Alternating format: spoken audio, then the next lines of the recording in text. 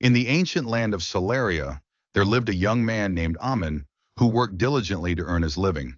He would guard the farmers' lands, cultivate, and milk goats for money.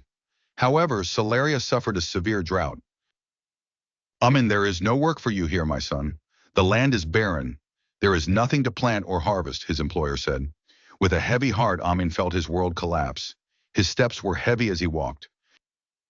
There's nothing to eat here. If I stay, I will die like the crops. I must leave, he thought. But where? And how could he leave Celeria, his home? Amun's spirit refused to succumb to his challenging circumstances. He had to cope with his hunger, but the question was how.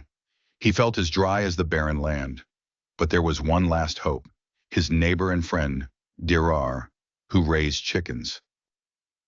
My friend Dirar, I have never asked for anything before, but I have nothing now, not even a penny. Dirar's eyes filled with tears upon seeing his friend in this state. It's a tough time. Take this boiled egg. It's not much, but it will help you regain your strength, Dirar said. Your kindness is better than any food. I will not forget your favor, Amin replied. For weeks, Amin worked for a farmer, helping a merchant organize groceries, taking any job he could find, even for a small reward. After long days, he would count his few coins at the table. Over a year, he saved enough to buy a piece of land. In the second year, he bought sheep, and by the third year, he owned horses and cows. Years passed, and Amin stood against difficulties. His hard work and wise decisions slowly began to prosper his life. Yet despite having everything he once dreamed of, he felt a growing emptiness. The success without roots was a hollow victory. Despite this wealth, I feel poor. I've lost my home, my people, my identity, he realized. Missing Celeria deeply, Ammon sold most of his land and animals, keeping only a camel and riding his favorite horse. Dreaming of a grand welcome back in his village. My village will love me. Everyone will be kind and loving, he imagined. As he approached the village entrance, he slowed down, looking fondly at Celeria.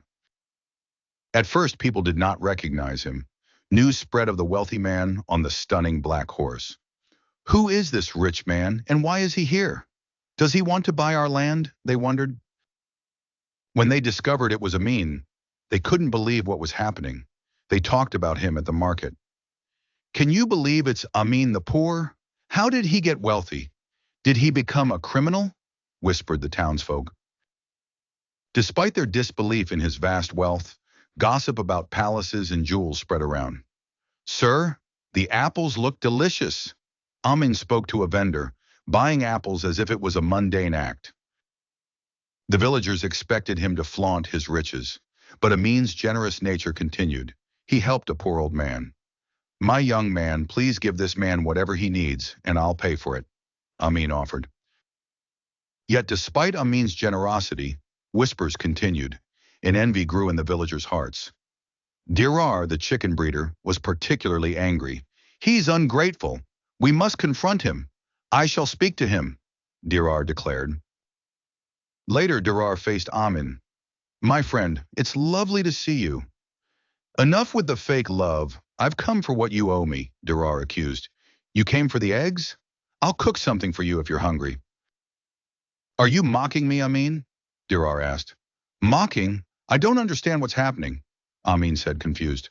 Enough chatter, Amin. For 7 years, I watched my wealth disappear like sand in an hourglass, Dirar exclaimed. Wealth over eggs? My friend Dirar, it seems you are mistaken, Amin calmly replied. Dirar's face reddened as he pondered his next words. You fool, it was not just eggs. It was a pathway to wealth. It was going to be an army of valuable chickens, and I would earn money by controlling the chicken trade, Dirar defended. Astonished by Dirar's imagination, Amin replied, Now you'll tell me this chicken would have laid golden eggs? Laugh all you want. You owe me 500 gold coins, Dirar argued. Your kindness is priceless, my friend, but this is absurd. 500 coins for eggs? You forget who I am, Amin sighed. The court will solve this, Dirar declared.